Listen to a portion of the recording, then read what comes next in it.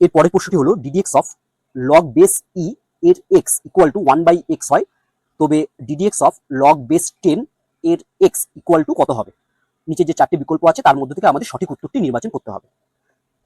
আমরা প্রথমে একটি নোট পড়ে নেব যেটি এই অঙ্কটির সমাধানের জন্য কাজে লাগবে। লগ বেস এ এর বি ইকুয়াল টু আমরা লিখতে পারি, দেখো এটাকে লিখবো লগ বেসটা আমরা কিছু লিখলাম না, লগ বি বাই এখানেও বেস না লিখে আমরা লিখতে পারি লগ এ। অর্থাৎ দেখো লগ বেস এ এর বি এটাকে আমরা লিখতে পারি এরকম লগ বি বাই লগ এ, বেসটা আমরা কিছু লিখিনি। এবার তোমার যদি মনে হয় বেস আমি লিখবো, এবার তুমি তোমার পছন্দ মতো বেস কিন্তু লিখতে পারো, কিন্তু দুটোর ক্ষেত্রে একই বেস বসাতে হবে। অর্থাৎ তোমার যদি মনে হয় এখানে আমরা বেস ই ব্যবহার করবো, তাহলে তুমি এরকম লিখতে পারো যে লগ বেস হচ্ছে ই এর বি, নিচেও তাই লগ বেস হচ্ছে ই এর হচ্ছে এ, এভাবে তুমি লিখতে পারো।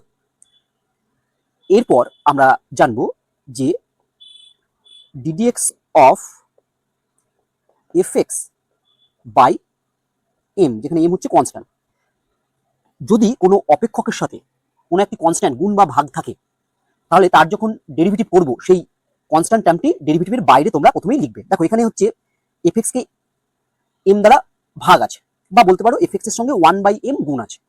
তাহলে আমরা কি করব, প্রথমেই 1/mটাকে একেবারে বাইরে বার করে দেবো, দিয়ে আমরা লিখবো ddx of f x equal to আমরা 1/m, আমরা জানি ডিডিএক্স অফ এফ এক্স এর ডেরিভেটিভ হচ্ছে, মানে এফ এক্স এর ডেরিভেটিভ হচ্ছে এফ ড্যাশ এক্স।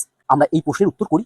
প্রথমে আমাদের যেটি নির্ণয় করতে বলেছে সেটি আমরা লিখে ফেলি, না ডিডিএক্স অফ লগ বেস 10 এর এক্স। দেখো আমাদের প্রশ্নে বলা আছে যে বেস যদি ই থাকে তখন হচ্ছে লগ এক্স এর ডেরিভেটিভ হবে 1/x। তাহলে এক্ষেত্রে আমাদের প্রথমে এই লগ বেস 10টাকে পরিবর্তন করে লগ বেস ই করতে হবে। তার জন্য আমরা কি লিখবো, এটাকে লিখতে পারি ইকুয়াল টু, দেখো ডিডিএক্স অফ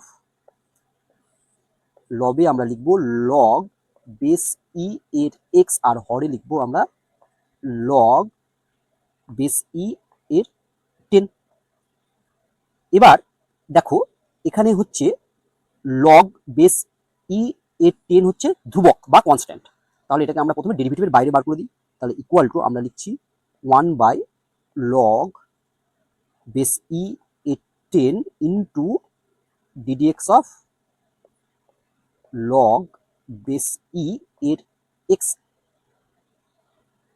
এবার দেখো লগের নিয়ম অনুসারে 1/log বেস ই 10 এটাকে যদি আমরা হরে তুলি তাহলে আমরা এইভাবে লিখতে পারি ইকুয়াল টু লগ, কি হবে না এই বেসটা আর এই 10 নিজেদের মধ্যে জায়গা পরিবর্তন করে নেবে, অর্থাৎ আমার হয়ে যাবে লগ বেস 10 এর ই ইন্টু আমরা লগ বেস ই এর এক্স এর ডেরিভেটিভ জানি কি না 1/x। নেক্সট লাইনে এটাকে যদি আমরা একটু সাজিয়ে লিখি তাহলে আমরা প্রথমে লিখছি 1/x ইন্টু লগ বেস 10 এর ই। তাহলে দেখি চলো আমাদের সঠিক উত্তর কোনটি। দেখো যে চারটে বিকল্প আছে তার মধ্যে আমাদের সঠিক উত্তর হচ্ছে এ।